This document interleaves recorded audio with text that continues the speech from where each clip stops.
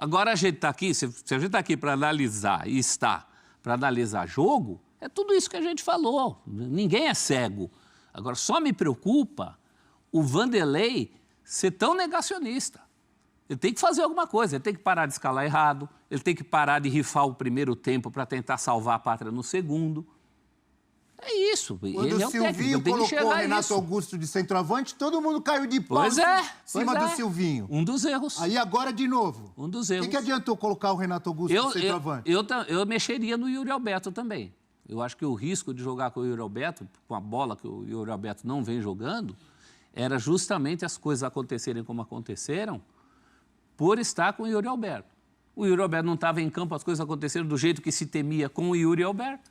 Tem uma então pergunta não foi a para melhor os solução. amigos.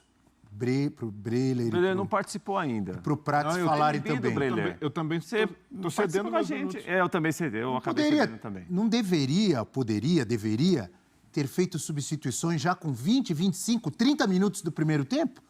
Bom dia, amigos. Então, o Luxemburgo já foi mais arrojado. Em outros tempos, a gente percebia uma mão maior do técnico e até uma ousadia, um ímpeto de mexer mais quando as coisas não davam certo. Contra o São Paulo, por exemplo, era necessário ter mexido antes, e ele demorou. E, novamente, erra na escalação, errou bastante ontem com a abordagem. Juan Oliveira, pelo que tem jogado, não faz por merecer titularidade. Até o Romero, eu ainda entendo que é um cara mais experiente em comparação com o Wesley. Mas Juan Oliveira e Romero é bitributação, como diria o Franco Montoro, quando ele falava, são dois impostos em cima da mesma coisa, isso é bitributação. Exato, porque mata completamente a criação do time e com o Renato Augusto jogando mais avançado de costas, na referência. Então ele tirou qualquer capacidade de criação do time e de um time que já não sabe ter a bola. Quando o Corinthians precisa jogar minimamente, entra em pane contra o Goiás, um Goiás que foi eliminado pelo Estudiantes na Sul-Americana, o Estudiantes passou por cima.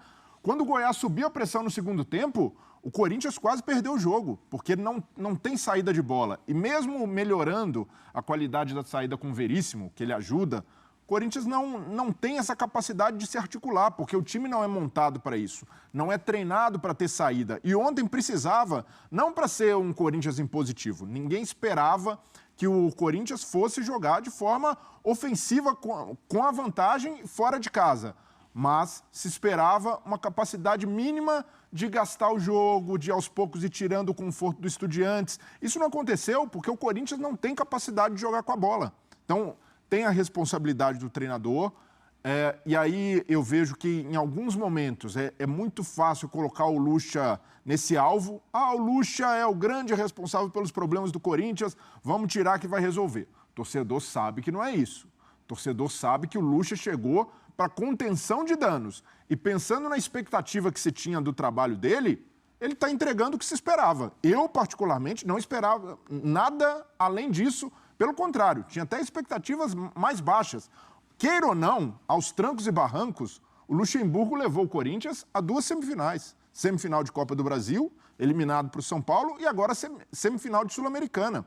Pelo contexto do Corinthians, como o Luxemburgo pegou, contexto muito turbulento, quase de terra arrasada, depois daquela passagem infame do Cuca, eu vejo que pela escolha que a diretoria fez, está até de bom tamanho estar em 2 semifinais, mesmo dessa forma, desagradando, sem um bom nível de jogo, mas em termos de resultado, ao menos está entregando. Em cima do que você está dizendo, lembrando que de um mês para cá, ou de 20 dias para cá, ele perdeu Adson, perdeu Murilo, perdeu Roger Guedes.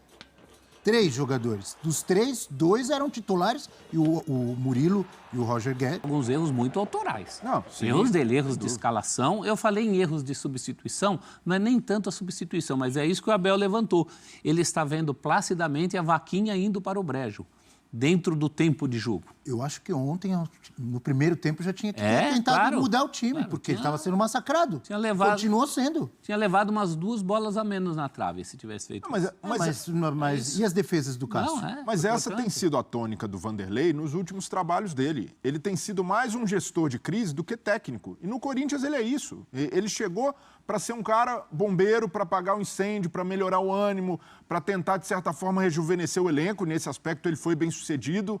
Agora, esperar uma super inovação tática do Vanderlei, que ele fosse armar um esquema que surpreendesse o Estudiantes, que ele fosse jogar mais com a bola, eu nunca esperei isso e a diretoria do Corinthians também não espera. A diretoria do Corinthians sabe que contratou um técnico para isso. Se tem uma expectativa diferente, é porque quer enganar o torcedor. Então, os trabalhos do Vanderlei vinham dizendo o que ele se tornou nos últimos tempos. Não é mais aquele estrategista do passado, não é mais aquele cara que bota a mão no time, que detecta problemas muito rápido e mexe. Não é mais esse cara. E o Corinthians fez a escolha por ele. Então, no que ele podia entregar, eu vejo que isso aí está na conta. 2 semifinais, Corinthians até aqui conseguindo resistir e não está na zona de rebaixamento do Campeonato Brasileiro, mas pela expectativa... Tá perto, hein? A expectativa, quando ele chegou, era disso aí, de sofrimento até o fim da temporada. Mas não é o quê, né, Breler? É o como.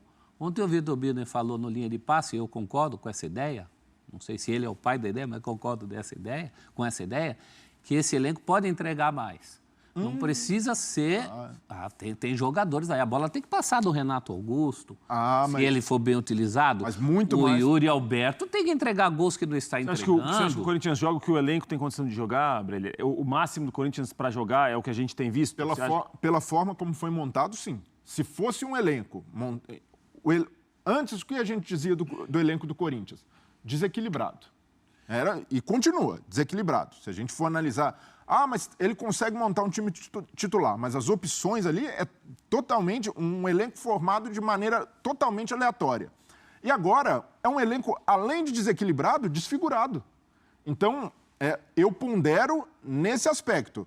Se a gente analisar individualmente, a gente vai pensar os caras. Veríssimo chegou agora. Claro, é um belo zagueiro. Adiciona nível na saída de bola. Os meio-campistas sabem jogar, tem bons meio-campistas no trato com a bola de passe. Maicon, Rojas, Yuri Alberto Augusto. É um centroavante desejado no mercado, mas só no papel, não está entregado na prática. Então, sai o Roger Guedes. O Renato Augusto, o cara com a bola, tecnicamente, é excelente, mas a condição física dele não permite jogar muito.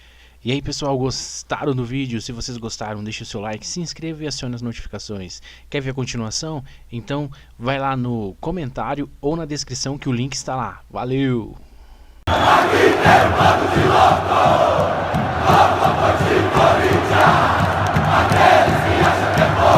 Após a eliminação na semifinal da Copa do Brasil contra o São Paulo há 3 semanas, o meio-campista do Corinthians, Maicon, destacou a importância de oferecer uma resposta convincente.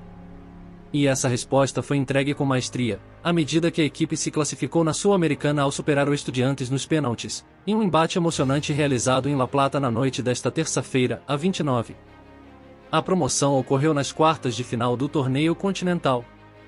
O jogo foi extremamente difícil, sabíamos que enfrentaríamos dificuldades. O Estudiantes é uma grande equipe. Após a eliminação no Morumbi, sabíamos que tínhamos que dar uma resposta. Este torneio é complicado, e a semifinal será tão desafiadora quanto o jogo de hoje, compartilhou o camisa 7 do Timão durante uma coletiva de imprensa após o emocionante duelo na Argentina. Maicon também fez questão de enaltecer a atuação de Cássio no time.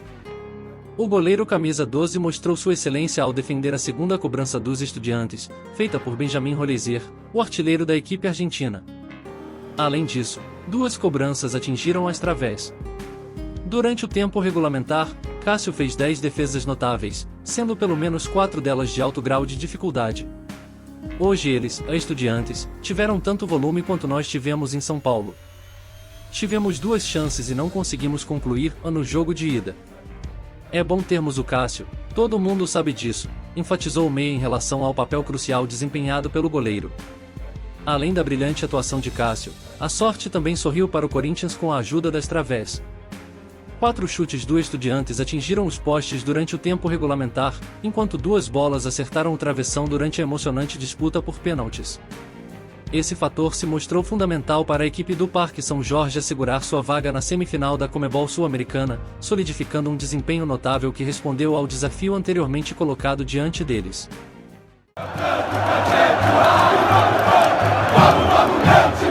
Vamos, meu timão, não para de lutar. Aqui tem